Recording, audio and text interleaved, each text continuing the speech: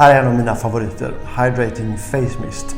Det är en ansiktsmist som både är en fuktighetsspray och det är en settingspray efter makeup. Den innehåller hyaluronsyra och niacinamid. Alltså får man en återfuktad hud och man minskar sina porer också. Det jag gillar också är att man kan använda den under hela dagen när man vill fräscha upp sin hud. När man känner att man kanske har suttit framför datorn lite för många timmar. Eller man sitter i bilen på väg till jobbet och man vill ha en lätt fräsch uppfräschning. Då är den fantastisk.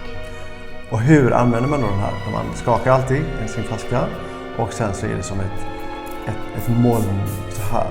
Så